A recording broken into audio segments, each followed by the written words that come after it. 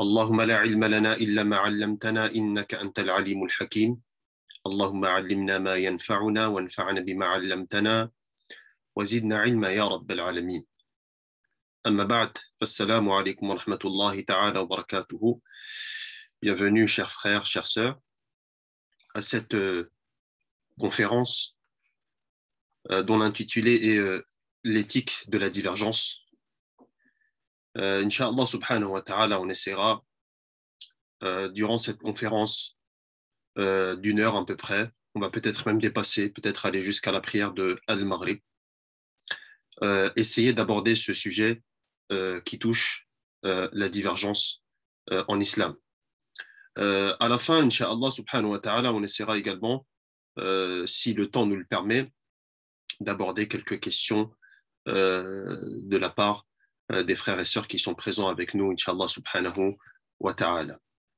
Ce sujet-là est un sujet d'une grande importance, un sujet qui est en réalité un sujet d'actualité, on peut même dire. C'est un sujet d'actualité qui commence à s'imposer de plus en plus. Parler de la divergence, évoquer l'éthique de la divergence, évoquer les règles de la divergence est un sujet qui s'impose de plus en plus, puisque nous avons dépassé une époque où nous sommes plutôt rentrés dans une forme de modernité, de mondialisation, et nous avons dépassé l'époque où les gens qui étaient attachés à des savants, qui leur évoquaient un seul avis, bien évidemment pour les cadrer, qui leur évoquaient un seul avis pour les orienter, pour ne pas les faire entrer dans une forme de confusion, les savants évoquaient un seul avis. Cette époque, qui n'était pas gouvernée par la mondialisation, ni par les réseaux sociaux, les gens, quand ils étaient attachés à un savant et qui n'étaient pas forcément en contact avec d'autres pays, d'autres savants, eh bien, ils se contentaient de l'avis de ce savant et n'allaient pas regarder à droite, à gauche, et de toute façon, ils ne le pouvaient pas pour la plupart d'entre eux, puisqu'ils ne voyageaient pas beaucoup, ils restaient dans leur tribu, ils restaient dans leur village, ils restaient dans leur ville pour beaucoup d'entre eux, et s'ils voyagent, eh bien, ils vont voyager dans une ville qui est plus ou moins où l'avis d'un autre savant va être mis en avant. Donc, à notre époque, où nous sommes entrés dans une époque de mondialisation, où le monde est devenu petit, où maintenant, lorsqu'on est attaché à un savant, il suffit simplement d'ouvrir notre téléphone et de cliquer ou d'écrire une question et on verra 10 avis, 20 avis, 30 avis, 100 avis. Bien évidemment, la personne peut se retrouver dans une confusion et surtout, si la personne qui est attachée à ce savant, à un savant, eh bien, il lui cite un seul avis et il lui dit, ou plutôt lui fait comprendre qu'il n'y a pas de divergence sur cette question. Donc, il est très, très important à notre époque. Il est même, on va dire, primordial, vital, d'aborder la divergence, de comprendre la divergence, d'analyser la divergence, de regarder les règles. Comment est-ce qu'on peut faire pour se comprendre? Comment est-ce qu'on peut faire pour ne pas créer de division? C'est pour ça que c'est un sujet d'actualité qui s'impose de plus en plus. Il est important d'en parler. C'est un sujet de terrain, en réalité. Et comme vous le savez, la communauté du prophète, sallallahu alayhi wa sallam, la Ummah, eh bien, se plaint de plus en plus de la division. Se plaint de plus en plus de la division, surtout quand elle compare avec les générations qui nous ont précédés. La division ne fait qu'augmenter. Une division, comme vous le savez, qui a touché tous les aspects de la vie, bien évidemment. La politique, l'économie, tout ce que vous voulez. Et bien évidemment, cette division, elle a touché la religion. Elle a touché également les sciences de la religion. Et ce qui est problématique à notre époque, ce qui est dangereux à notre époque, c'est que la division est passée à une autre étape, à un autre stade. Cette division est devenue de plus en plus insupportable. Car, comme je viens de vous le dire, elle est passée à un autre stade, elle est passée à un autre niveau, elle est passée à un niveau de phénomène de société, al-zahira, ce que l'on pourrait appeler en langue arabe al-zahira. On a dépassé le cadre du problème isolé, où la divergence était entre quelques petits groupes parfois même des groupes de savants en réalité. Là, c'est devenu un phénomène. On parle partout de divergence, on voit divergence, on entend divergence. Et donc, la division à notre époque chez les musulmans, elle est passée à un stade de, on pourrait dire, de pandémie, comme le coronavirus de la même manière. Elle est devenue un virus qu'on cherche à éradiquer, mais on n'arrive pas, ou on arrive difficilement. Cette division se fait de plus en plus ressentir dans la communauté de Muhammad sallallahu alayhi wa sallam. Bien évidemment, cette division a des symptômes. Elle a des symptômes comme le malade qui a des symptômes qui sont détectés par les spécialistes, qui sont détectés par le médecin. Parmi ces symptômes de la division, on peut citer le fanatisme idéologique que l'on peut retrouver malheureusement chez certaines personnes, ce qu'on appelle un ta'assub al-fikri, que ce soit un fanatisme lié à une école juridique, un madhab, que ça soit lié à une pensée, al-fikr, ou que ça soit lié à toute autre chose, comme un pays, comme une nation, comme une tribu. Un fanatisme qui pousse les uns à s'insurger contre les autres, à les incriminer, à les rabaisser, à les traiter de tous les noms. Parmi les symptômes également de cette maladie, de cette division qui est devenue une maladie, qui est devenue un phénomène de société, parmi les symptômes, c'est cette attitude à vouloir éliminer toute contradiction, qu'on pourrait appeler al-iqsa. Éliminer toute contradiction, une attitude qui pousse à éliminer, à critiquer, à rabaisser, à ne même pas laisser à l'autre, à celui qui n'est pas d'accord avec nous, de ne même pas lui laisser le droit de réponse, de répondre, de ne pas être d'accord. Parmi également les symptômes, on retrouve également ce qu'on pourrait appeler un terrorisme intellectuel, irhab fikri, ou ikrah fikri, on pourrait l'appeler également, un terrorisme intellectuel. On essaye de susciter la peur, de susciter la crainte chez le contradicteur, celui qui n'est pas d'accord avec nous. Un terrorisme qui pousse à persécuter le contradicteur, à lui faire mal, à inspirer en lui un sentiment de culpabilité. L'objectif, bien évidemment, je pense que vous l'avez tous compris, c'est de mettre comme une forme de pression pour obliger le contradicteur à suivre notre voie, à être d'accord absolument avec nous. Parmi ces symptômes également qui sont très très graves, c'est d'en arriver bien évidemment à s'entretuer entre les musulmans, au point que l'effusion de sang devient quelque chose de tout à fait banal, de tout à fait normal, de justifié, d'excusable même. Et c'est bien évidemment un autre stade de cette maladie, de cette division, des résultats de cette division, des conséquences de cette division. Parmi les symptômes, c'est quand tu vois que des gens qui n'ont souvent rien à voir avec l'islam, qui sont éloignés de l'islam, voire peut-être qui détestent l'islam, pratiquent une forme de récupération de cette division pour alimenter la rancune, afin que cette division persiste. Tout ceci, ce sont des symptômes de cette maladie, de ce phénomène qui, à notre époque, est devenu extrêmement grave. C'est pour ça que vous devez comprendre qu'il est très, très important d'analyser la divergence pour ne pas nous mener à des divisions qui vont provoquer des graves maladies dans notre communauté, qui vont avoir pour conséquence de graves, ou qui vont avoir par la suite de graves conséquences. Par contre, il faut savoir une chose concernant cette division que l'on retrouve dans notre communauté, la communauté de Muhammad sallallahu alayhi wa sallam. Il faut savoir que cette division est une réalisation de la prophétie ou d'une des prophéties de notre prophète sallallahu alayhi wa sallam. Le fameux hadith qui est rapporté chez les rapporteurs des sunan, ashab al-sunan, où le prophète sallallahu alayhi wa sallam aurait dit iftaraqat al-yahud ala 71 farqa wa iftaraqat an-nasara ala 72 firqa wa taftariqu ummati ala 73 firqa. Le prophète sallallahu alayhi wa sallam aurait dit sallallahu alayhi wa sallam, les Juifs se sont divisés en 71 groupes. Les chrétiens se sont divisés en 72 groupes. Et les musulmans vont se diviser en 73 groupes, dit le prophète sallallahu alayhi wa sallam, ou aurait dit le prophète sallallahu alayhi wa sallam. Ce hadith, il est un hadith contesté. Certains le considèrent comme authentique, d'autres ne le reconnaissent pas comme étant authentique. Il est rapporté par les rapporteurs des sunan, à ce qu'on appelle ashab al-sunan, et rapporté également dans certains masanid.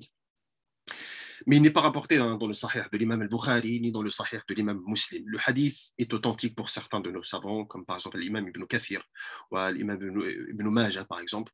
Mais il y a une divergence sur son authenticité, et surtout, il y a une grande divergence sur certains rajouts qu'il y a dans le hadith, notamment le rajout à la fin, où le prophète, il dit tous iront en enfer, sauf une seule. Certains considèrent que ces rajouts-là ne sont pas authentiques. Même beaucoup de savants considèrent qu'ils ne sont pas authentiques. Ala kulli hal, il semblerait que cette division est on va dire, est une prophétie de notre prophète sallallahu alayhi wa sallam. Mais ça ne justifie pas la division. Ça ne justifie pas la division. Le prophète alayhi salatu wa sallam, admettons même qu'il a évoqué ce phénomène-là, le prophète ne le justifie pas. Au contraire, le prophète alayhi salatu wa sallam, et même le Coran dans sa base, et lui-même dans sa pratique, le prophète sallallahu alayhi wa sallam, il a clairement montré que l'islam lutte contre la division, n'est pas pour la division. Ça, c'est un autre élément donc, que l'on voulait donc citer. C'était une petite introduction pour savoir l'enjeu. Pourquoi cette conférence? Pourquoi étudier la divergence? Pourquoi comprendre la divergence? Puisque si je devais résumer cette introduction, puisque ça peut nous mener à des divisions extrêmement graves qui peuvent avoir de très très graves conséquences. Il est clair que dans notre législation, dans les sciences islamiques, dans les avis juridiques, et peut-être que la plupart d'entre vous en font l'expérience quasiment tous les jours, vous remarquez qu'il y a des divergences. Effectivement, il y a des divergences sur certaines questions. Vous pouvez trouver des savants qui disent la chose et son contraire. La question que certains peuvent se poser, c'est pourquoi notre communauté, qui est connue pour la science, qui est connue pour le savoir, pourquoi notre communauté peut-elle diverger de la sorte? Voire peut-être même aller plus loin, pourquoi elle peut se diviser de la sorte. Globalement, si on devait regarder les choses d'une manière globale, il y a certaines causes qui ont poussé ou qui poussent à la divergence. Il y a plusieurs causes même, des causes de l'ordre, on va dire, naturel, la nature de l'être humain qui le pousse à ne pas être d'accord, à avoir un point de vue différent, son cerveau, comment il a été créé. Il y a parfois également des causes spirituelles. Quand je parle de causes spirituelles, des maladies du cœur, des intérêts de pouvoir, parfois du narcissisme même. Ça peut aller, bien évidemment, extrêmement loin. Avant d'évoquer, bien évidemment, les causes, on va bien évidemment évoquer quelques causes. Il y a plusieurs causes qui ont été évoquées. Mais avant d'évoquer les causes, j'aimerais simplement, on va dire, mettre l'accent sur un terme en langue arabe. Dans la langue arabe, quand on parle de divergence, il y a deux mots qui sont utilisés. Et parfois, il y en a, ils ne savent pas quel mot utiliser. Il y a ce qu'on appelle le mot khilaf et il y a ce qu'on appelle le mot ikhtilaf. Donc les deux mots sont utilisés. Al-khilaf, al-ikhtilaf, ikhtilaf al-ulama, khilaf al-ulama. Ce sont deux termes qui sont utilisés, et c'est des termes qui sont utilisés dans la langue arabe pour désigner donc la divergence. Ce que je suis en train de faire, bien évidemment, est une petite parenthèse, et on va revenir dans le cœur de notre conférence. Mais c'est une petite précision qu'il est important peut-être d'ajouter. Quelle est cette petite précision? Cette petite précision est qu'on retrouve chez certains de nos savants une distinction entre ces deux termes-là, al-khilaf ou al-ikhtilaf. Et d'autres savants vont considérer que ces deux termes sont des synonymes et qu'il n'y a pas de différence. Et c'est le cas de la majorité des savants. La majorité des savants considèrent que le terme khilaf et ikhtilaf, les deux termes qui sont utilisés dans la langue arabe pour désigner la divergence, sont en réalité des synonymes et désignent la multiplication des avis et des pensées qui sont opposés. Ce que nous connaissons. Par contre, vous allez retrouver chez certains savants, notamment chez certains savants hanafites, comme Al-Kafani Mathalan dans son livre Al-Kulliyat ou Ibn Abidin et d'autres parmi les hanafites, qui eux vont considérer qu'il y a une différence. Il ne faut pas utiliser ces deux termes-là comme des synonymes dans la langue arabe. Al-Khilaf ne veut pas dire l'Ikhtilaf. Bien évidemment, c'est une majorité de nos savants. Ils vont dire que Al-Khilaf, c'est en réalité la divergence à laquelle nous devons, on ne doit pas arriver, la divergence à laquelle on ne doit pas arriver, c'est-à-dire une divergence qui est péjorative, qui est mauvaise, une divergence que l'islam combat, parce que vous allez constater que dans le Coran, Allah subhanahu wa ta'ala, quand il parle de divergence d'un point de vue péjoratif. Il considère la divergence comme étant mauvaise. Et vous allez trouver dans certains textes que la divergence peut être bonne. Eh bien, certains savants ont dit que quand nous évoquons la divergence qui est mauvaise, celle à laquelle nous ne devons pas arriver, la division, eh bien, on utilise le mot khilaf. Par contre, quand on parle d'une divergence d'opinion qui ne mène pas à la division, on appelle ça al-ikhtilaf. Et ça, c'est la minorité de nos savants. En réalité, la majorité des savants considèrent que ce sont des synonymes. Pourquoi? Parce que les deux termes, en réalité, sont utilisés dans les textes dans les deux sens, en réalité. On peut, par exemple, trouver le mot ikhtilaf, qui chez les Hanafites normalement n'a pas un sens péjoratif, eh bien on peut le retrouver dans certains textes avec un sens péjoratif, notamment dans le Coran. فاختلف الأحزاب من بينهم, il nous dit Allah subhanahu wa ta'ala dans le Coran, ولكن اختلفوا فمنهم من آمن ومنهم من كفر ولا تكونوا كالذين تفرقوا واختلفوا. Donc le mot ikhtilaf dans le Coran, il peut être utilisé dans un sens péjoratif. Ça, bien évidemment, c'est une petite parenthèse que je referme et une petite précision que on donne sur ce terme dans la langue arabe, khilaf, ikhtilaf. Peut-être la meilleure chose à faire est de les considérer peut-être comme des synonymes et de ne pas considérer qu'il y a une différence entre ces deux termes-là. On revient maintenant au cœur de la conférence et de savoir quelles sont les probables causes de la divergence. Si on parle de la divergence d'un point de vue global, sans rentrer dans les sciences de l'islam. D'un point de vue global, également, il y a plusieurs causes, et la plus grande cause, bien évidemment, c'est la nature de l'être humain. L'être humain, il est prédisposé dans sa nature, dans la création de son cerveau, de sa réflexion. L'être humain est prédisposé à ne pas être d'accord, à exprimer son désaccord. La nature de l'être humain. Cette nature de l'être humain nous pousse à ne pas être d'accord. Parfois, également, parmi les causes, il peut y avoir également des maladies du cœur, des gens qui ont un intérêt personnel et ça, on peut également la faire entrer dans la nature de l'être humain. La nature de l'être humain, certains, leur mauvaise nature, va les pousser donc à la divergence. Et on retrouve ça dans toutes les époques. On retrouve même dans un lointain passé. Dans le récit, par exemple, évoqué dans le Coran concernant les deux enfants, les deux fils de Adam, qui ont divergé. À cause de quoi? À cause de la jalousie. Il y a eu cette divergence. Par contre, il y a un élément très important à savoir. La divergence dans le dogme, dans la croyance, c'est-à-dire que l'humanité a commencé à diverger en monothéiste et polythéiste, cette divergence est une divergence tardive. Une divergence qui est née tardivement. Il semblerait que cette divergence a commencé. Donc la divergence concernant l'unicité d'Allah subhanahu wa ta'ala, il semblerait qu'elle a commencé à peu près 10 siècles après Adam alayhi salam, comme l'a évoqué Abdullah ibn Abbas, ou dans le hadith de Abi Umama. Le prophète sallallahu alayhi wa sallam aurait évoqué qu'entre Adam alayhi salam et Nuh, le prophète Noé, il y a 10 siècles. Et comme vous le savez, c'est à partir plus ou moins du prophète Noé que le polythéisme a commencé à prendre de l'ampleur. Sinon, les gens étaient attachés au monothéisme. Abdullah ibn Abbas, quand il va entendre ce hadith-là, qu'entre Adam et Noé, il y a 10 siècles, il va dire, entre les deux, kulluha ala l'islam.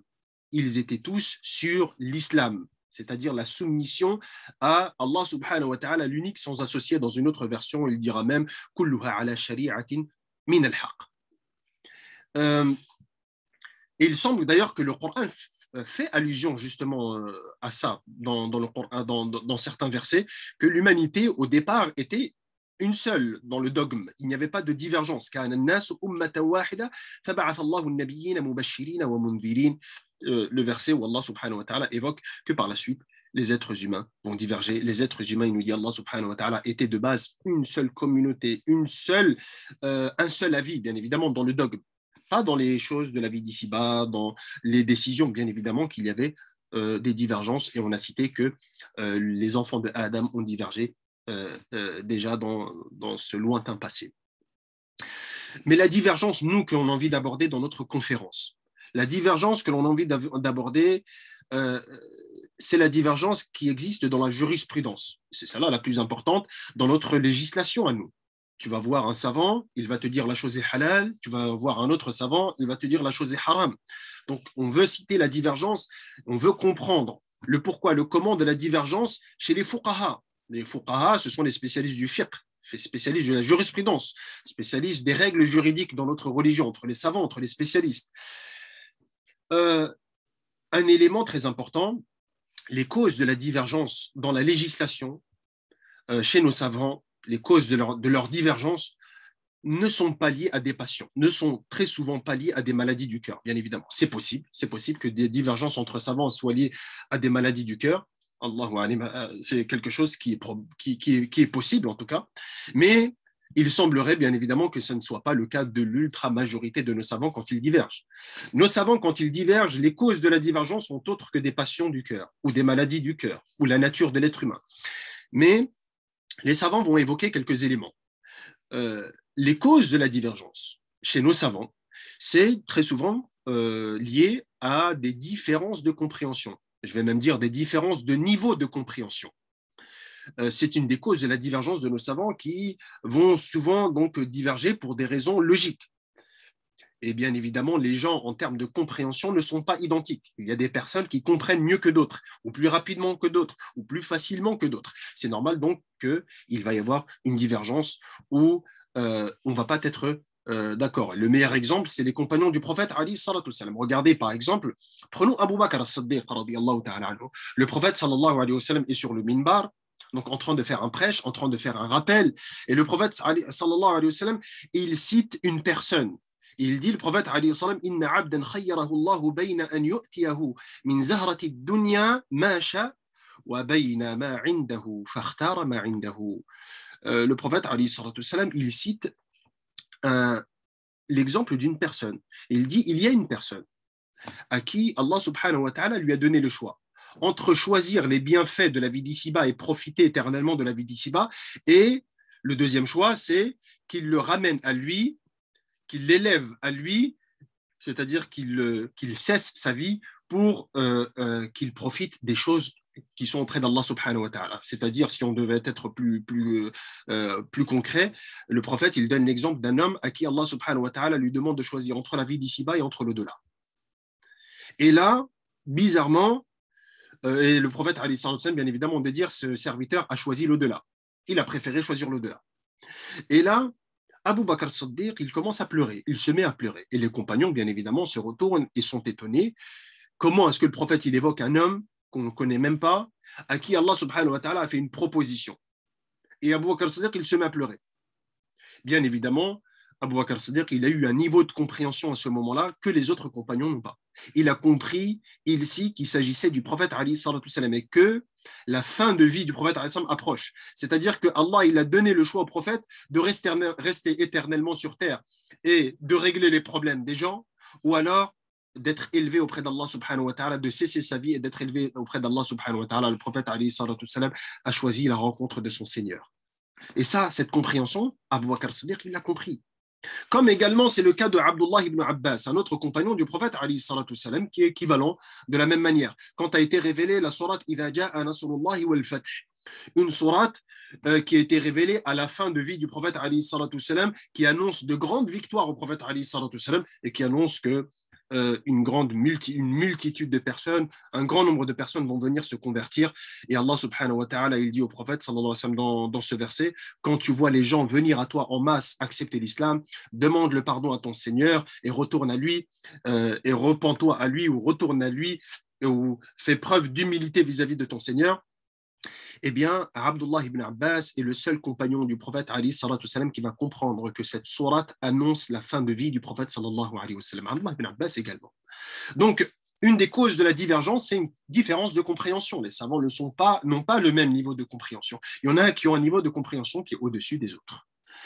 La deuxième cause également que l'on peut citer chez nos savants de divergence, c'est des différences de niveau dans la science. Ils n'ont pas le même niveau de science. La science est chez un savant plus élevée qu'un autre. Donc, à partir de là, bien évidemment, un savant va avoir accès à une information qu'un autre savant n'a pas accès à cette information. Donc, c'est normal que le jugement va être différent. Et comme le jugement va être différent, et bien évidemment, ils vont diverger.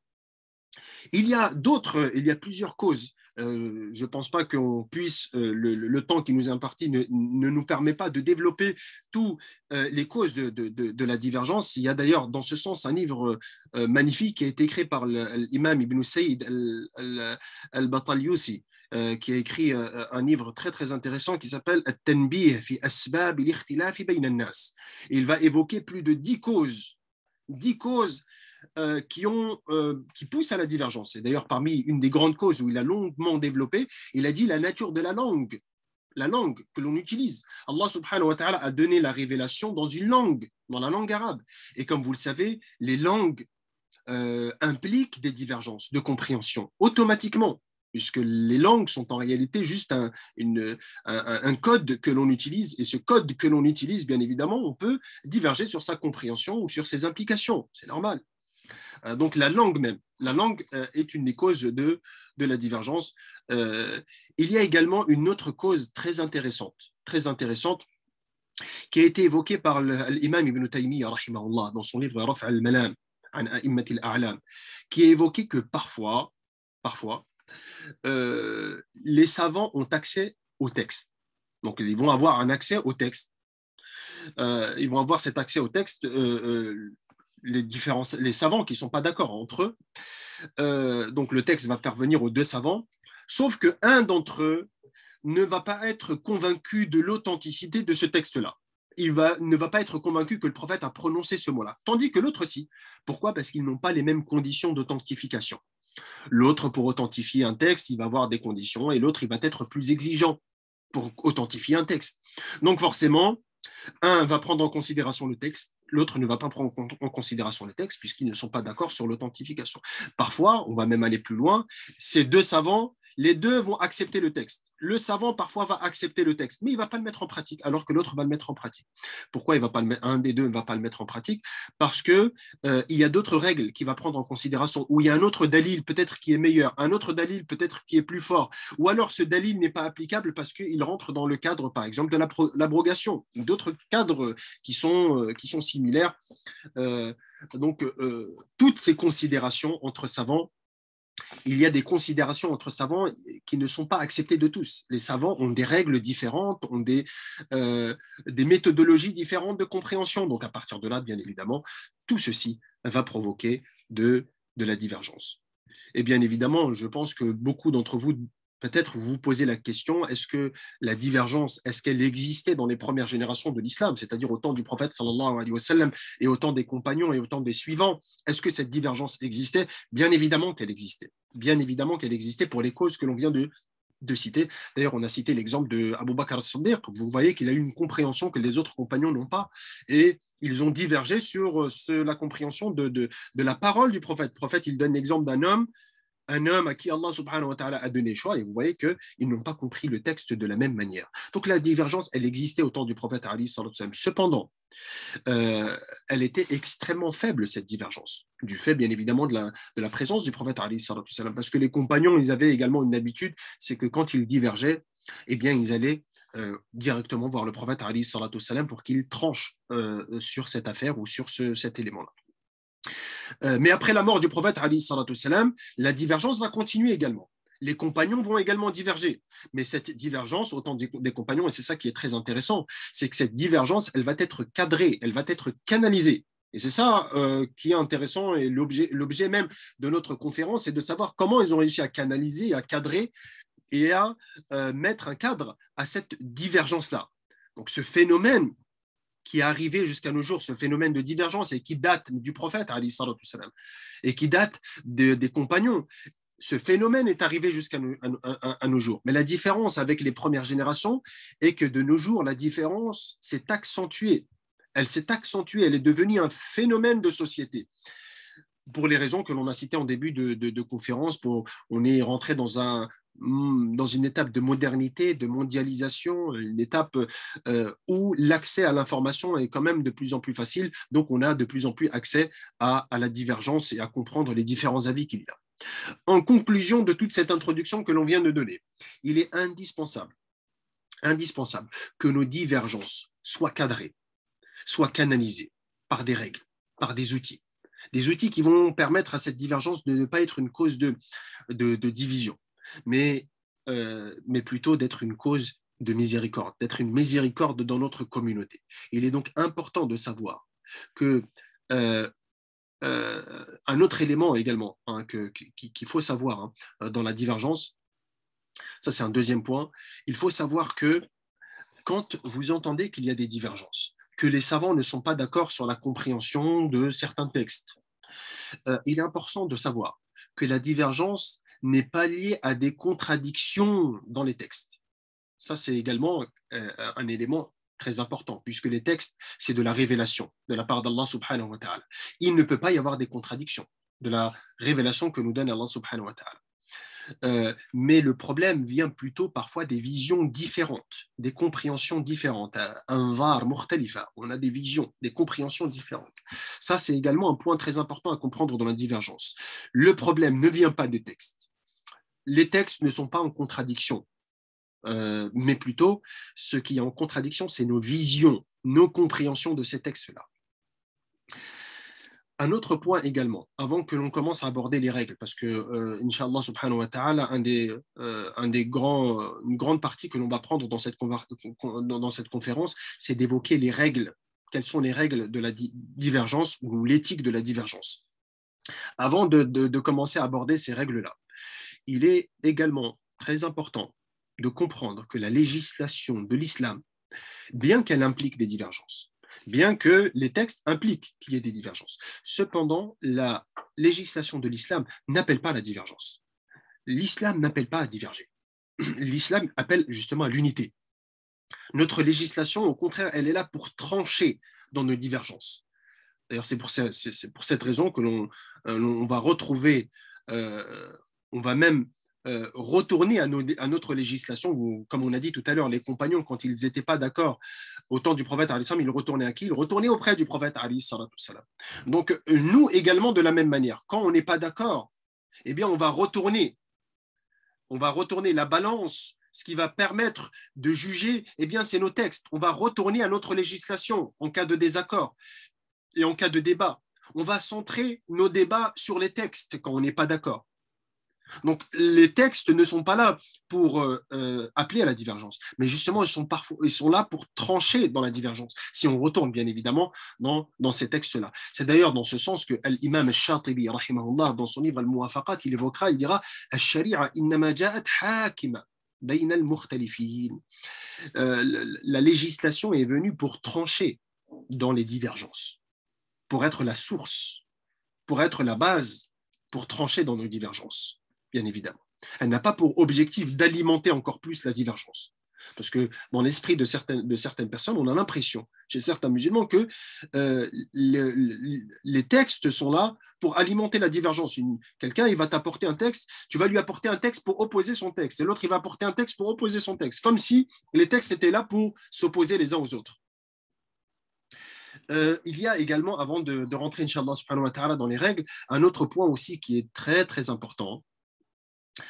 Il faut savoir que dans la législation de l'islam, et ce point, mais il est central, c'est une des grandes, avant même d'aborder les règles, ça c'est la grande règle peut-être en or qu'il faut connaître dans la divergence. Cette grande règle en or qu'il faut connaître dans la divergence, c'est que dans notre législation en islam, il y a des divergences qui sont acceptées et des divergences qui ne sont pas acceptées. Il y a des divergences qu'on peut laisser une place à une certaine tolérance, à une certaine indulgence. Par contre, il y a d'autres divergences où on ne peut pas accepter. On ne peut pas accepter certaines divergences. Bien évidemment, le gros problème, où est-ce qu'il se situe? Le gros problème, il se situe quand est-ce qu'une divergence est acceptée et quand est-ce qu'une divergence n'est pas acceptée. Parce que beaucoup de musulmans, malheureusement, il y a beaucoup de divergences qui sont acceptées et ils vont les mettre dans la catégorie des divergences qui ne sont pas acceptées. Pourquoi? Parce qu'ils ne connaissent pas les règles. Ils ne connaissent pas quand une divergence est acceptée et quand une divergence n'est pas acceptée. Une divergence sera rejetée ou non acceptée quand cette divergence va toucher au fondement de nos religions, de notre religion, au fondement de notre religion, ce qu'on appelle al-qat'iyat ou usul ad-din, les fondements, les bases de notre religion. Le prophète alayhi salatu salam est le dernier des messagers. Quelqu'un qui vient et qui dit non, c'est pas le dernier des messagers, il y a un messager après. Cette divergence n'est pas acceptée. On ne peut pas faire preuve de tolérance vis-à-vis de ce genre de divergence puisque c'est un fondement de notre religion. Quelqu'un qui vient, qui veut imposer une 6e ou une 7e prière obligatoire. Quelqu'un qui veut venir imposer un 2e mois obligatoire de jeûne. Ce sont des divergences qui ne sont pas acceptées, puisque là, ces divergences touchent à ce qu'on appelle al-qat'iyat, aux éléments, aux sujets qui ont été tranchés unanimement par nos savants et n'est absolument pas possible d'y intégrer quelques divergences qu'elles soient. Par contre, à côté, il y a des divergences qui sont acceptées de la part de nos savants. Et il y a énormément de divergences qui sont acceptées. Ce genre de divergences, ce sont les divergences qui résultent d'un effort de réflexion, ce qu'on appelle l'ijtihad. Il y a un principe en islam, dans les sciences islamiques, que l'on appelle l'ijtihad. L'ijtihad, c'est un effort de réflexion, de compréhension, de lecture des textes. Et cette divergence, par contre, doit être basée sur la tolérance, sur l'indulgence, sur l'acceptation de la divergence, sur l'acceptation de l'autre. Et plus ou moins, si vous préférez, c'est cette deuxième divergence qui va nous intéresser dans notre conférence. Dans cette conférence-là, de savoir quelles sont les règles. Puisqu'il y a beaucoup de musulmans, malheureusement, qui se tapent les uns les autres ou qui se tirent les uns sur les autres à cause de ce genre de divergences alors qu'elles sont acceptées, alors que normalement elles doivent mener à une forme de tolérance, d'indulgence, comme on a cité tout à l'heure Abu Bakr as-Siddiq avec les compagnons, quand ils n'ont pas compris le texte, quand ils n'ont pas compris la parole du prophète de la même manière. Il y en a qui ont compris comme ça, il y en a qui ont compris d'une autre manière. Pourquoi? Parce que le sujet qu'a abordé le prophète n'était pas un fondement de notre religion, n'était pas un fondement de la religion. Mais quand on touche au fondement de la religion, ceci, bien évidemment, est une divergence qui n'est pas acceptée. Le gros problème, encore une fois, de certains musulmans, c'est qu'ils n'arrivent pas à faire la différence entre les fondements de la religion et ce qui n'est pas des fondements de la religion. C'est ça, en fait, le gros problème qui fait que beaucoup de personnes vont s'insulter les uns les autres, vont considérer les uns les autres comme des mécréants, d'autres vont considérer les uns les autres comme des innovateurs, etc. etc. C'est un des gros problèmes.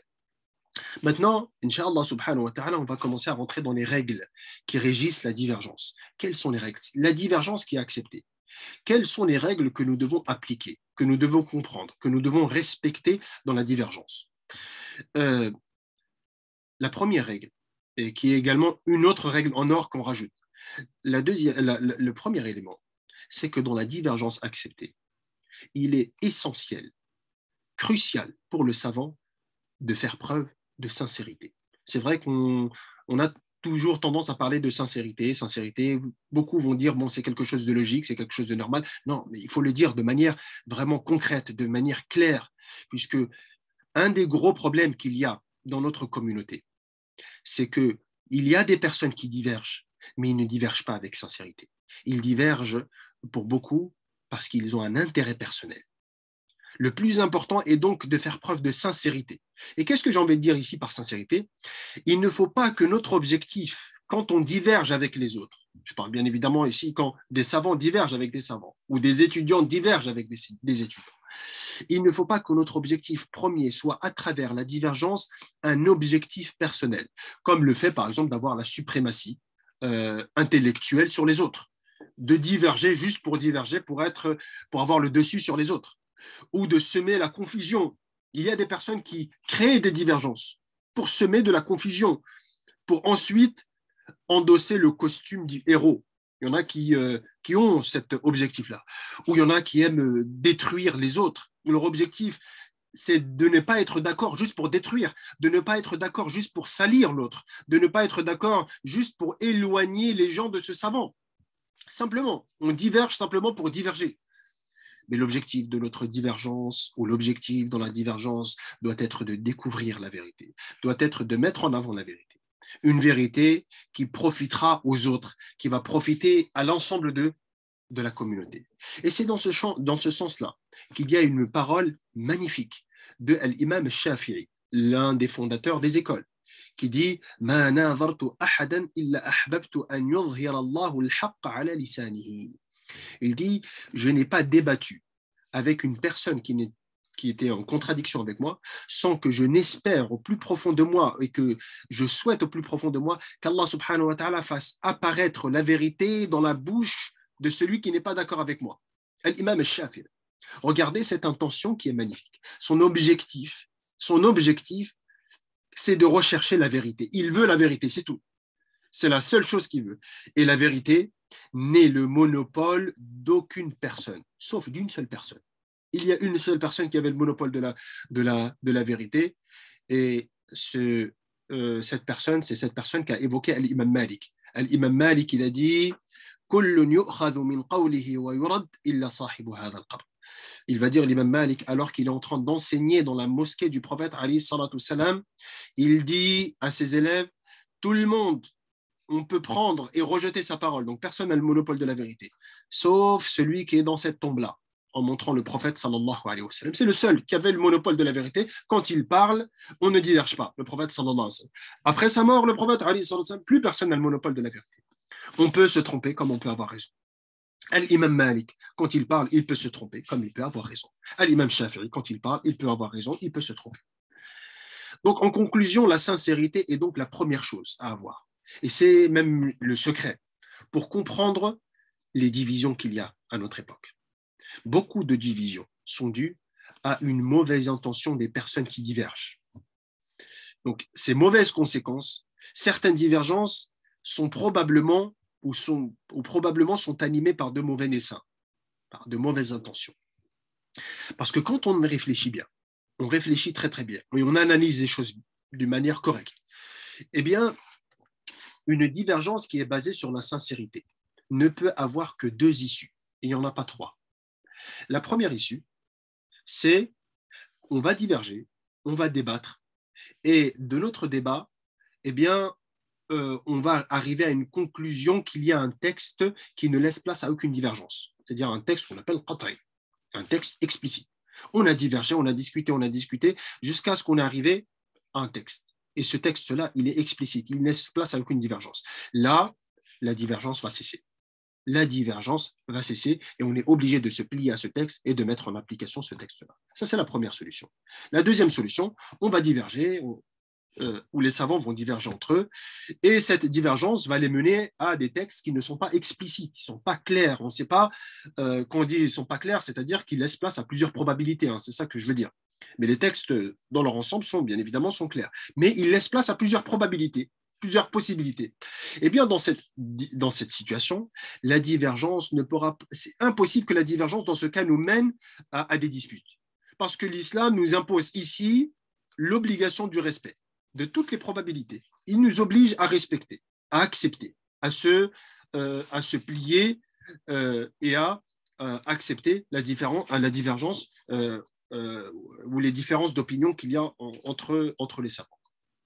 Donc, en résumé, l'un des problèmes que l'on a ou le premier problème que l'on a dans la divergence, c'est donc lorsqu'il y a un intérêt personnel qui est caché. Lorsqu'il y a un intérêt personnel qui est caché et qui va être mis en avant. Ce type de divergence, effectivement, ne peut créer que de la division et de la haine.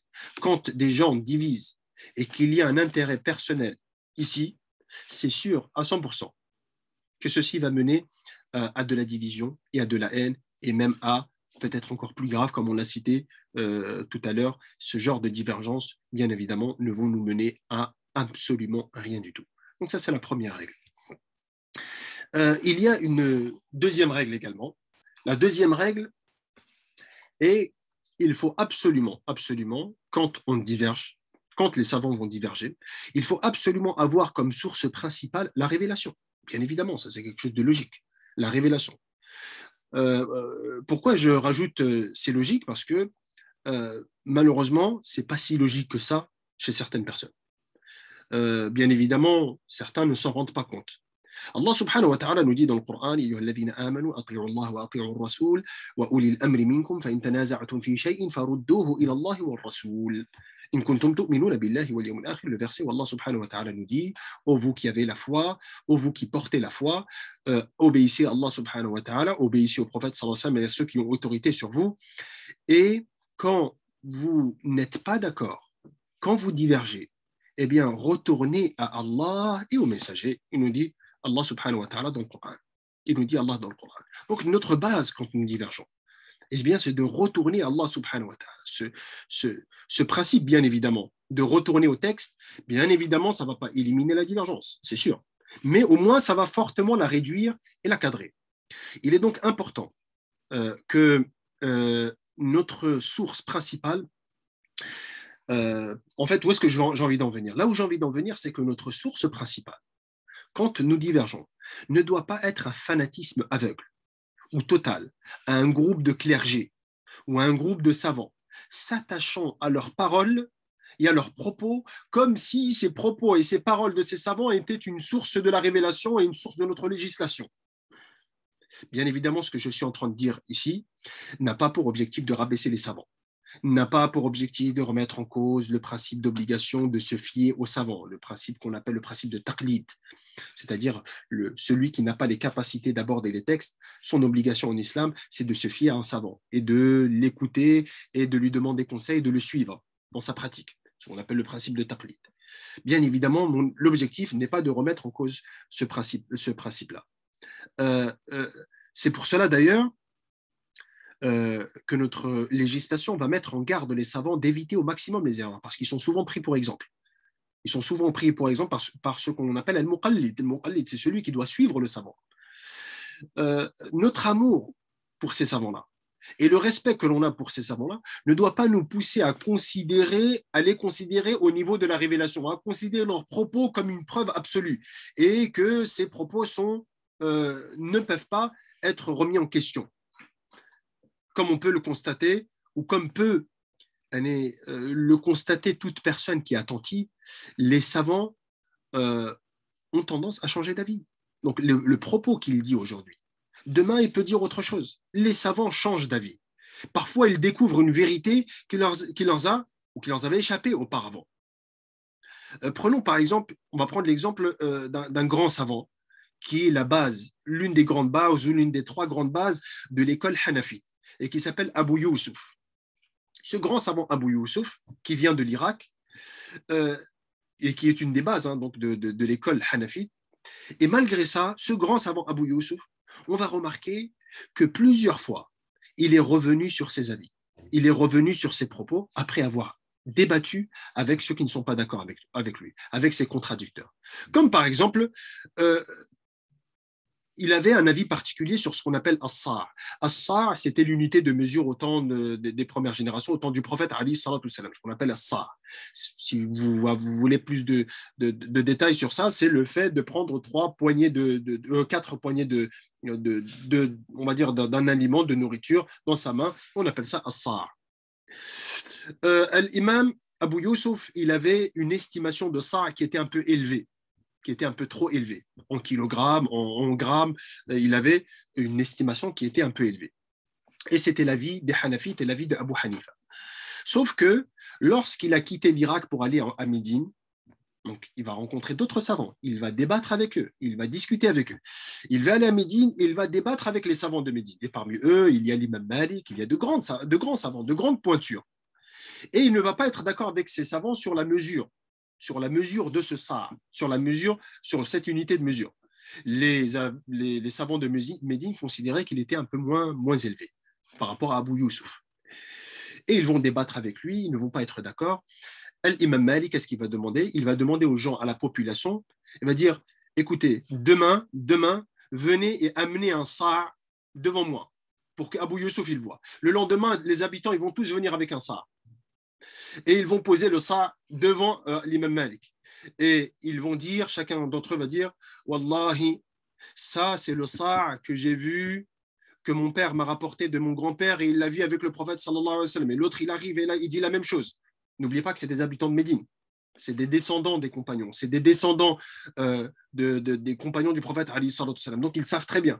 Abu Youssouf, il a vu ça de ses propres yeux. Et il a vu que la mesure, elle était en dessous de ce que lui estimait.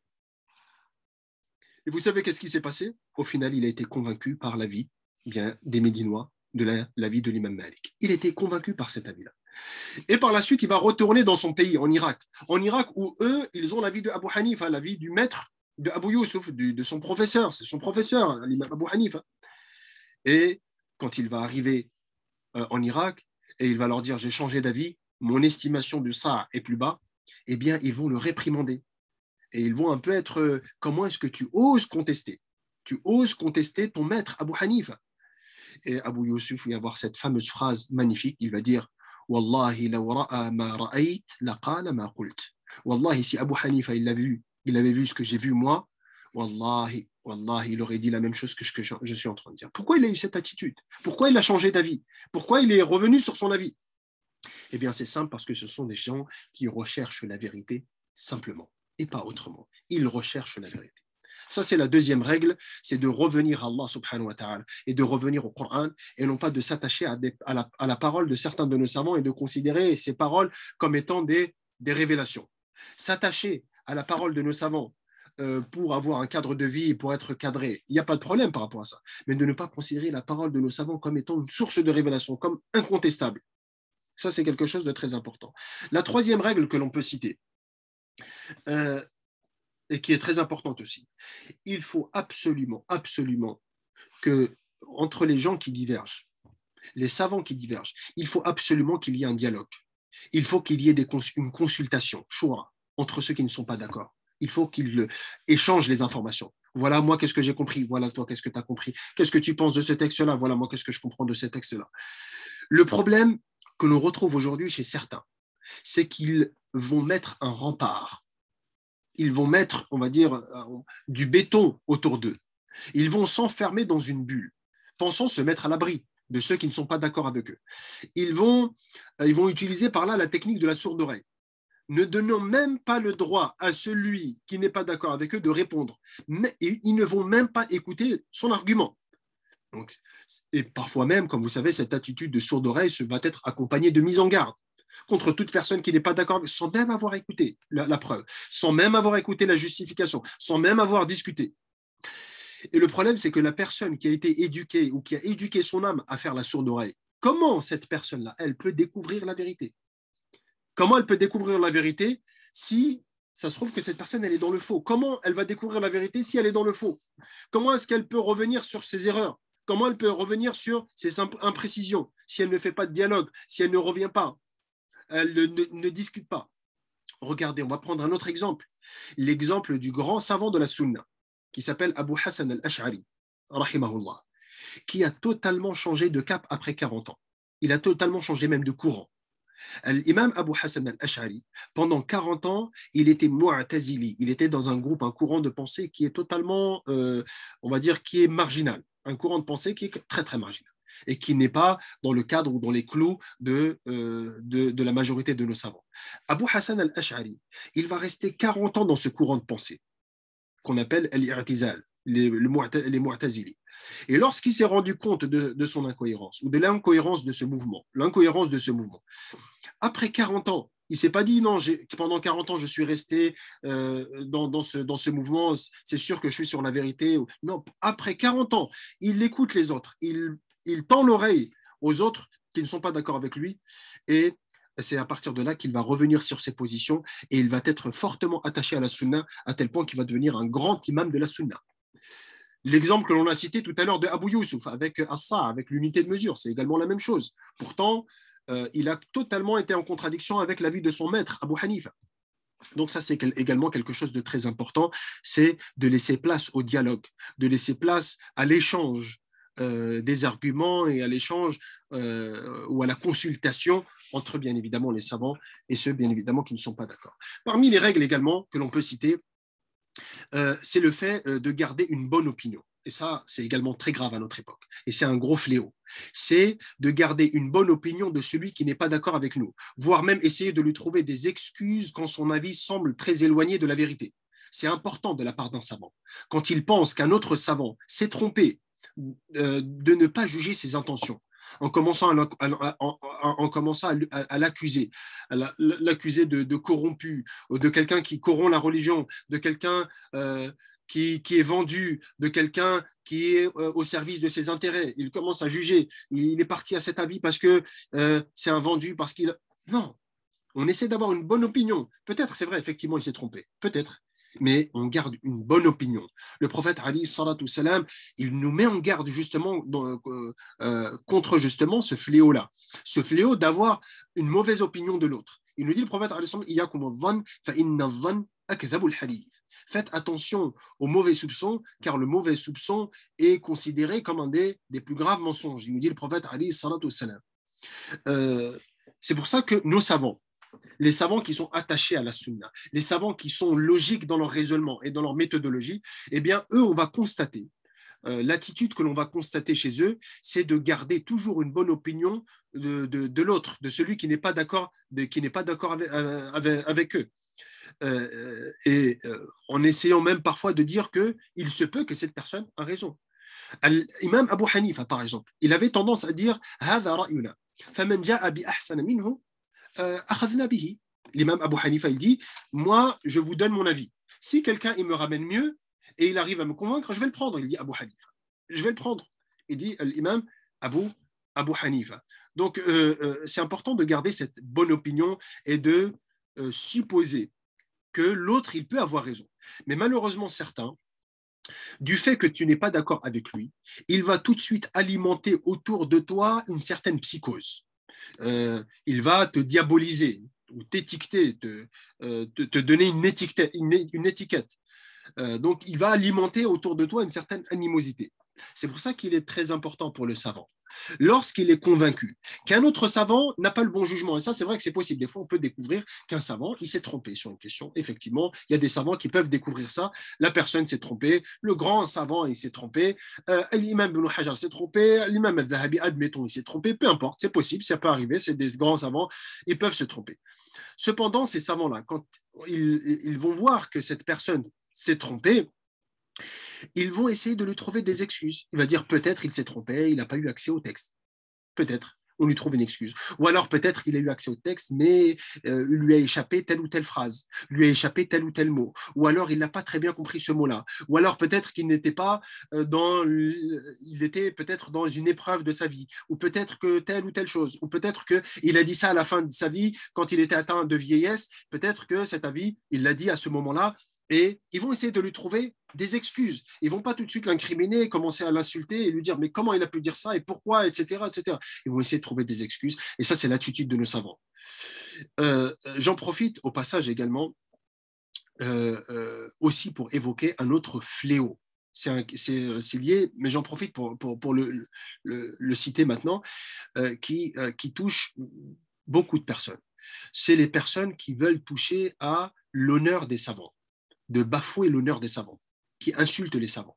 Et je parle là des personnes qui ne sont pas des savants. Là. Maintenant, je parle des personnes qui ne sont pas des savants et qui touchent à l'honneur des savants et qui veulent bafouer l'honneur des savants et qui veulent, on va dire, humilier des savants. Il faut comprendre à tout prix que diverger est une chose. Ne pas être d'accord est une chose. Mais bafouer, insulter et rabaisser, ça, c'est une autre chose. Et ça, c'est rejeté en islam. Ça, c'est rejeté. Il faut à tout prix, éviter de passer d'une étude scientifique sincère à un règlement de compte avec des savants. Il y a des personnes qui vont mettre en place, ou plutôt se déchaîner simplement pour régler un compte ou des comptes avec des savants, et c'est quelque chose effectivement de très problématique. Il nous suffit pour nous remettre plus ou moins à notre place la parole de Ibn Asakir. Ibn Asakir, quand il nous dit la chair des savants est empoisonnée. La chair des savants est empoisonnée, c'est-à-dire évite de parler des savants, parce que déjà parler d'une personne, effectivement, c'est comme le dit le Coran, c'est comme manger sa chair, sauf que la chair des savants, elle est empoisonnée. Tu es en train de manger une chair qui va te mener à ta perdition. Il est donc très, très, très dangereux.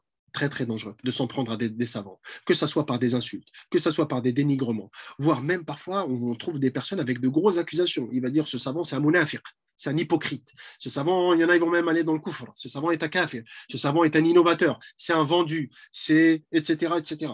C'est des choses qui sont extrêmement graves et bien évidemment qui sont totalement rejetées de notre religion. Ce manque de tolérance, d'indulgence et de miséricorde de la part de certains est en totale contradiction avec les principes de l'islam.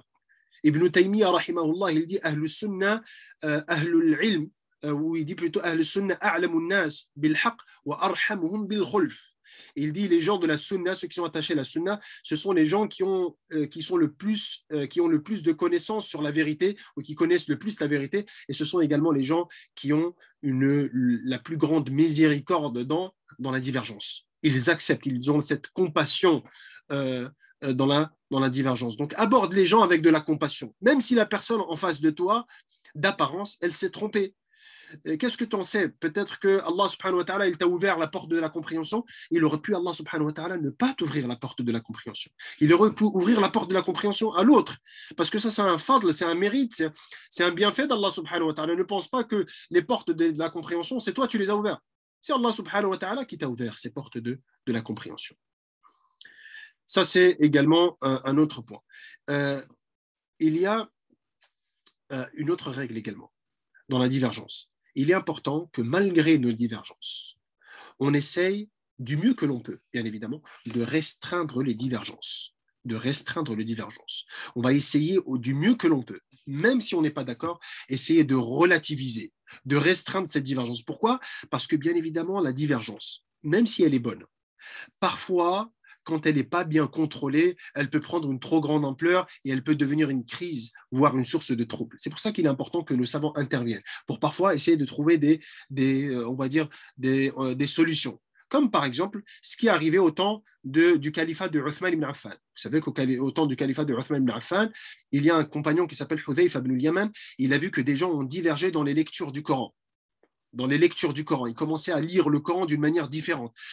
Immédiatement, il est retourné auprès de Uthman ibn Affan. Pourtant, ces lectures du Coran étaient des choses qui étaient permises au temps du prophète. C'est le principe de Al-Ahruf, un des différents dialectes qui ont été mis en place au temps du prophète sallallahu alayhi wa sallam.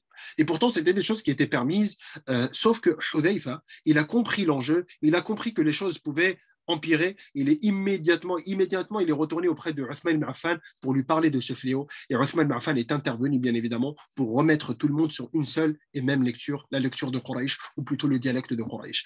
Parce qu'il y avait une nécessité absolue de canaliser cette divergence. Donc on essaye, malgré nos divergences, on essaye de la restreindre, on essaye du mieux qu'on peut de l'éliminer. Un autre point également, c'est que dans nos divergences, on essaye de trouver des points en commun. Et ça, on l'a énormément perdu dans la communauté, dans notre communauté, dans nos enseignements, dans nos discussions, dans nos échanges, même à la maison, même en dehors.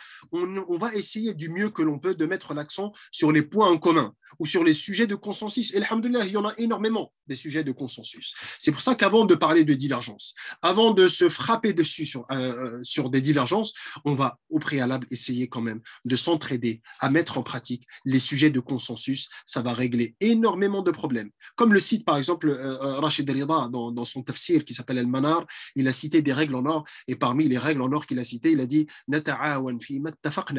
on essaie de s'entraider, on essaie de mettre en pratique les choses sur lesquelles on est d'accord. Et on va voir que, alhamdoulilah, ça va créer beaucoup d'entraide et ça va créer beaucoup de solidarité entre nous.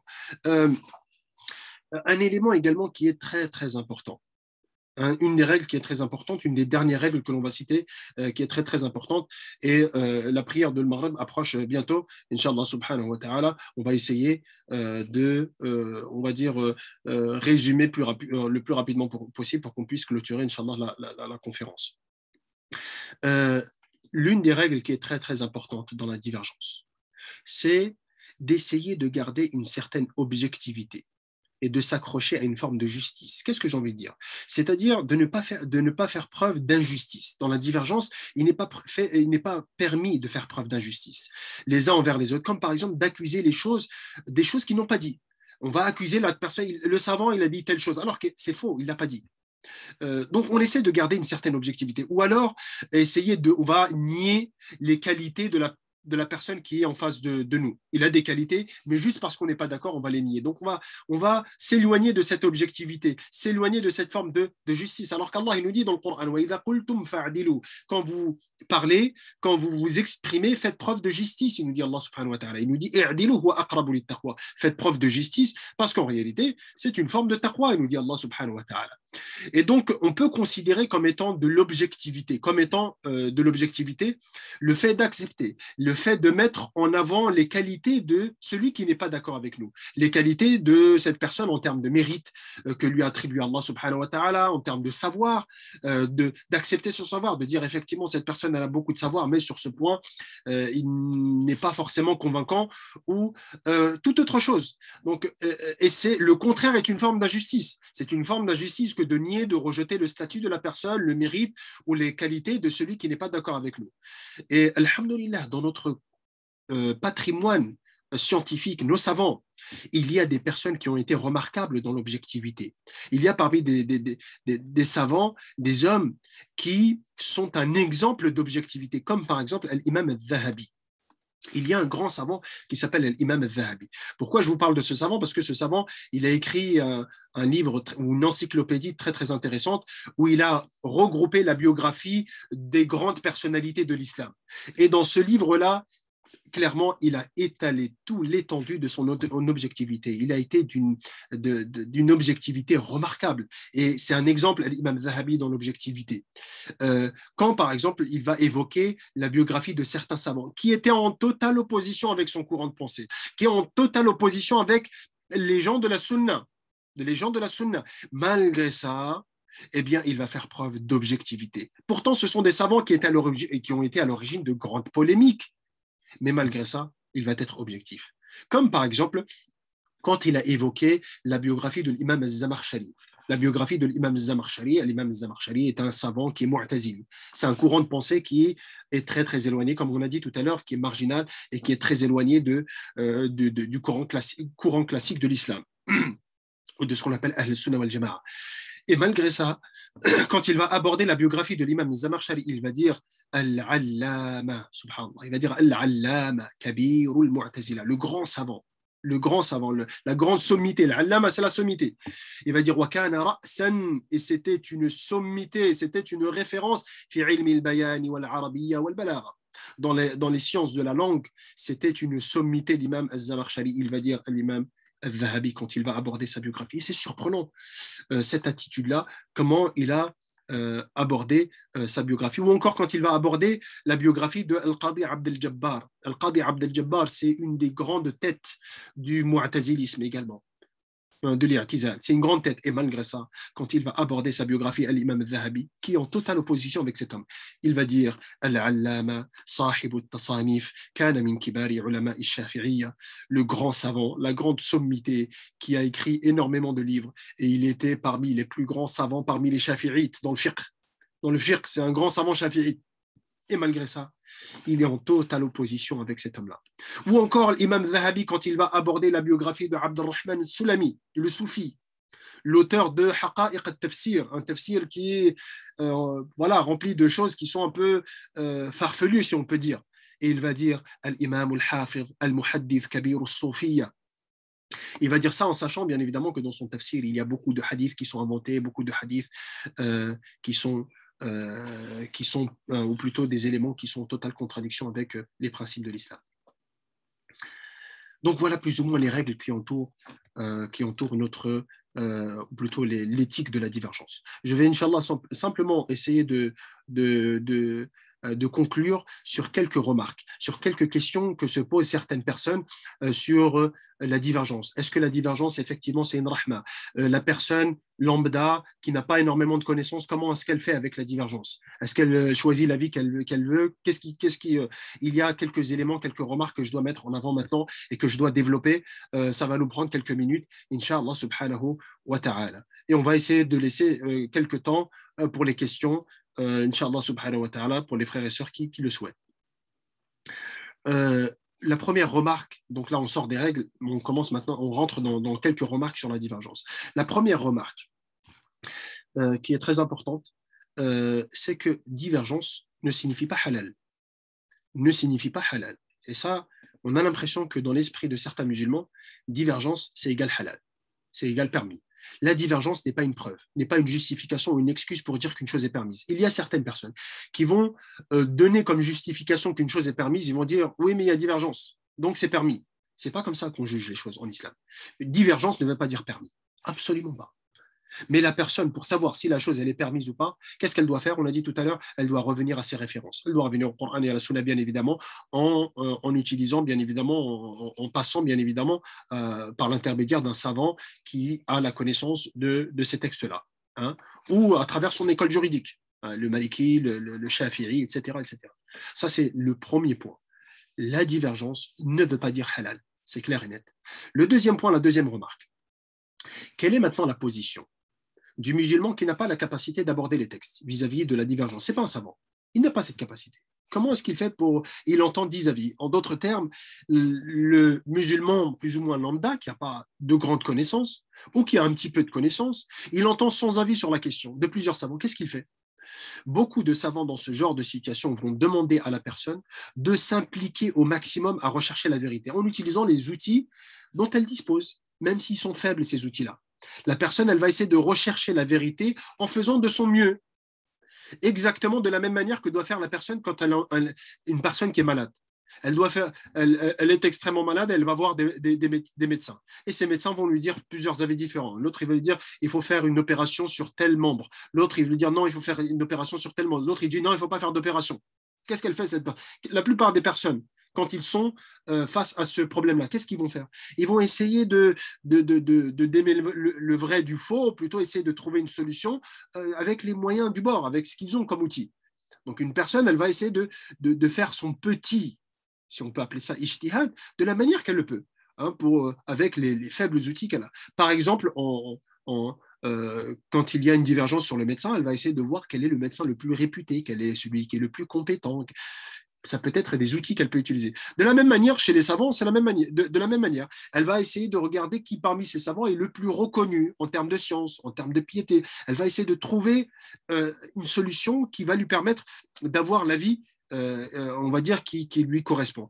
Cependant, l'essentiel en réalité, c'est de ne pas suivre ses passions. C'est ça en fait la chose. C'est de ne pas suivre ses passions. Il y a beaucoup de personnes qui vont aller demander à plusieurs savants pour suivre leur passion. C'est-à-dire, ils vont chercher à tout prix l'avis du savant qui va alimenter leur passion, qui va alimenter leur désir, qui va aller dans leur sens. Notre législation n'est pas venue pour alimenter nos passions. Bien au contraire, elle est là pour canaliser nos passions. Allah subhanahu wa ta'ala nous dit dans le Coran ثم جعلناك على شريعة من الأمر فاتبعها ولا تتبع أهواء الذين لا يعلمون. Il nous met en garde, Allah subhanahu wa ta'ala, de suivre nos passions dans ce genre de situation. Donc, l'essentiel, c'est bien évidemment de ne pas suivre ces passions. Bien évidemment, après, celui qui a la possibilité d'étudier un petit peu et de s'accrocher à une école, c'est bien évidemment, comme le considèrent certains de nos savants, une obligation de s'accrocher, pour celui qui le peut, à une école et de prendre les avis d'une seule école. Certains considèrent que c'est une obligation même pour chaque musulman. Ça, c'est le deuxième élément. Le troisième élément, Inch'Allah subhanahu wa ta'ala, est de savoir, une question qui se pose énormément chez les musulmans, c'est de savoir, est-ce que la divergence est une miséricorde? Est-ce que la divergence est vraiment, réellement une miséricorde? Est-ce que c'est vrai cette parole? Ou alors c'est faux et c'est simplement une parole que disent certains musulmans. Il faut savoir que il y a certaines personnes qui vont attribuer une parole au prophète sallallahu alayhi wa sallam. Cette parole, c'est ikhtilaf ummati rahma. La divergence dans ma communauté est une miséricorde. Ou ikhtilaf ashabi rahma. Ou la divergence de mes compagnons est une rahma, est une miséricorde. Il faut savoir une chose. Cette parole qui est attribuée au prophète alayhi salatu salam est fausse. Le prophète n'a jamais prononcé ces paroles, n'a jamais prononcé ces mots-là. Donc c'est des paroles ou c'est un hadith qui n'est pas authentique, qui est faux. On ne peut pas l'attribuer au prophète alayhi salatu salam. Il est pourtant rapporté chez certains comme l'imam al-Bayhaqi dans le Madkhal ou l'imam al-Tabarani et d'autres parmi les savants qui ont rapporté ce hadith. Mais Ce n'est pas une parole du prophète.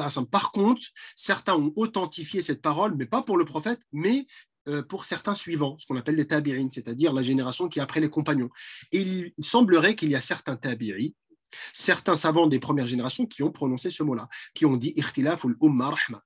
La divergence dans la communauté est une miséricorde. Certains l'ont attribué par exemple à Al-Qasim ibn Muhammad ibn Abi Bakr, le petit-fils de Abu Bakr as-Siddiq. Certains ont attribué également ça à Omar ibn Abdel Aziz. Ils ont dit Omar ibn Abdel Aziz, il a évoqué que la divergence dans la communauté est une miséricorde. Cependant, il faut un peu démêler le vrai du faux. Qu'est-ce qu'on peut comprendre de ça? Il faut comprendre une chose. Euh, euh, va être considéré comme une divergence, ou plutôt une miséricorde dans la divergence, toute miséricorde qui ne touche pas les fondements de notre religion. Si la divergence, elle touche les fondements de notre religion, ce n'est pas une miséricorde, c'est une catastrophe. Une divergence qui touche les fondements de notre religion, ceci est une catastrophe. Ce n'est plus une miséricorde. Ça, c'est le premier point. Par contre, la divergence dans les sujets qui ne sont pas des fondements de notre religion. Effectivement, ici, c'est une miséricorde. Allah subhanahu wa ta'ala nous a facilité la tâche avec ces divergences. Il en a fait une source de miséricorde. En quoi il en a fait une source de miséricorde? Une miséricorde dans le sens où Allah subhanahu wa ta'ala nous a permis déjà de faire des efforts de compréhension et de tirer des conclusions de nous-mêmes des textes. Ça, c'est une miséricorde. Allah aurait pu nous interdire ça. Il aurait pu nous interdire de nous dire non, vous n'avez pas le droit de tirer des conclusions des textes, ô vous savants. Vous devez vous contenter de ce que vous avez et point. Là, Allah subhanahu wa ta'ala, dans sa grande miséricorde, il a permis aux savants de regarder les textes et de tirer des conclusions et de diverger. Et plus que ça, il a permis et il a autorisé aux savants de se tromper. Donc, il a retiré cette pression. C'est comme s'il pousse le savant en lui disant regarde les textes, étudie les textes, analyse les textes, recherchez dans les textes, et de leur retirer cette pression du péché. Donc, les savants n'ont pas ce péché-là. Les savants, quand ils regardent les textes et ils tirent des conclusions, s'il a raison, il a deux récompenses. S'il a tort, il a une récompense parce qu'il a fait l'effort de regarder. Et c'est une miséricorde qu'Allah subhanahu wa ta'ala a mis dans notre communauté. Une miséricorde également dans le sens où une personne qui est attachée à un avis, mais qui va être dans l'incapacité de le mettre en pratique. Cette personne-là aura la possibilité d'utiliser un autre avis, mais bien évidemment à des conditions. Bien évidemment, ça va être à certaines conditions. Quelles sont ces conditions? Il faut que l'autre avis. Donc, la personne, elle prend un avis et elle ne peut plus mettre en pratique cet avis-là. Et il y a d'autres avis, il y a divergence. Quelles sont les conditions pour qu'elle puisse prendre d'un autre avis? La condition, il faut que ça soit poussé par une nécessité ou une contrainte. Il faut qu'il y ait une contrainte à ça. Premièrement. Deuxièmement, il faut que l'avis vers lequel elle va pencher soit un avis qui est, on va dire, attesté par des savants, rapporté par des savants qualifiés et des savants qui sont crédibles. Troisièmement, donc la troisième condition, il faut que cet avis ne soit pas un avis extrêmement faible ou un avis marginal.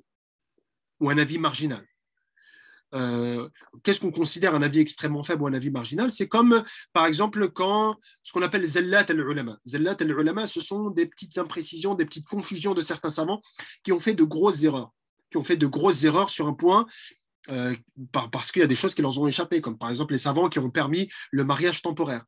On ne peut pas venir dire qu'il y a une divergence sur le mariage temporaire. Pourquoi? Parce qu'on va trouver un ou deux savants, ils l'ont dit. Non, ça on l'appelle zallat al-ulama. Ça c'est un avis marginal qui est rejeté de nos savants. On ne peut pas venir mettre en avant ou alors des personnes qui vont mettre en avant que la femme elle peut diriger la prière des hommes ou des choses comme ça. Vous allez trouver un ou deux savants qui ont dit ça, mais c'est un avis totalement marginal qui est totalement à côté de l'avis qui est affirmé par nos savants. Là, on ne peut pas venir prendre de cet avis-là. On va prendre d'un avis lorsqu'il n'est pas extrêmement faible ou lorsqu'il n'est pas devenu extrêmement ou il n'est pas extrêmement marginal. Donc, il sera possible de prendre de ces différents avis en respectant ces conditions que l'on a évoquées ici, ces trois conditions. Donc ça, c'est un autre élément. Et on termine, Inch'Allah subhanahu wa ta'ala, avec un dernier point, c'est qu'il y a une dernière règle, c'est qu'il est donc bien évidemment très important, il n'est pas permis en islam de dénigrer un avis qui est accepté. S'il y a une divergence et que moi j'ai choisi un avis, je n'ai pas le droit, islamiquement parlant, juridiquement parlant, de venir dire, d'insulter les autres ou de venir leur faire le conseil. Toi, tu choisis un avis, ne va pas voir une personne et tu lui dis non, ne fais pas ça. Ne fais pas cette pratique-là. Une personne, quand elle fait la salat à voix haute, elle ne récite pas Bismillah ar-Rahman ar-Rahim. Elle commence directement, elle dit Alhamdulillahi Rabbil Alamin. Et toi, tu as choisi la vie de dire Bismillah ar-Rahman ar-Rahim. Ne va pas voir la personne en l'insultant de tous les noms et lui dire mais qu'est-ce que tu es en train de faire et tu veux essayer de lui faire le conseil. Il n'est pas possible de faire le conseil sur des choses où il y a divergence. La personne a le droit de choisir cet avis-là. On fait des conseils sur des choses sur lesquelles on est totalement d'accord, sur des choses où il n'est pas possible de diverger. Une personne, elle fait un grand péché sur lequel on est tous d'accord, c'est un grand péché, là on va lui faire le conseil. Là. Mais une personne qui fait quelque chose que lui considère comme permis et toi non, dans ce cas-là, il n'est pas permis. Il n'est pas permis que tu ailles lui faire le conseil. Donc, il est donc indispensable d'être indulgent dans la divergence. Et c'est comme ça, on va conclure avec cette parole-là. C'est pour ça que Yahya ibn Sa'id, rahimahullah, il va dire aux gens, Ahlul ilm, Ahlu tawsi'a. Les gens qui ont le savoir, en réalité, ce sont les gens qui ont cette indulgence, les gens qui ont cette acceptation. Et il va dire وَمَا بَرَحَ الْمُفْتُونَ يَخْتَلِفُونَ وَمَا بَرِحَ الْمُفْتُونَ يَخْتَلِفُونَ فَيُحِلُّ هَذَا وَيُحَرِّمُ هَذَا فَلَا يَعِيبُ هَذَا على هذا ولا هذا على هذا. Il dit, depuis que je me rappelle, les gens, ceux qui ont les savants, ils ont divergé. Certains, ils vont autoriser des choses, et d'autres, ils vont interdire des choses. Et un ne va pas critiquer l'autre, et un ne va pas insulter l'autre. Et ils vont tous rester de cette manière à accepter la divergence. C'est dans ce sens-là qu'il est très, très, on va dire, intéressant d'étudier les règles de la divergence pour ne pas nous mener à une forme de division, une division qui va être destructrice et qui a fait énormément de dégâts depuis qu'il y a les réseaux sociaux, depuis que les gens ont accès aux différents avis, eh bien, il y a énormément de dégâts qui se font. Il y a des personnes qui n'arrivent pas à accepter qu'il y a des divergences parce que toute leur vie, ils ont été, on va dire, ils ont entendu qu'un seul avis, ils ont été alimentés avec un seul avis, et le jour où ils entendent qu'il y a une divergence qu'ils n'ont pas eu accès ou à laquelle ils n'ont pas eu accès, ils vont commencer à insulter les gens de tous les noms et à insulter les gens d'innovateurs et de telles choses. Bien évidemment, cette attitude n'est pas à avoir. C'est pour ça qu'il est très, très intéressant et très important d'étudier l'éthique de la divergence et les règles de la divergence. On va, Inch'Allah, subhanahu wa ta'ala, clôturer cette conférence ici. إن شاء الله سبحانك اللهم وبحمدك نشهد أن لا إله إلا أنت نستغفرك ونتوب إليك سبحان ربك رب العزة عما يصفون وسلام على المرسلين والحمد لله رب العالمين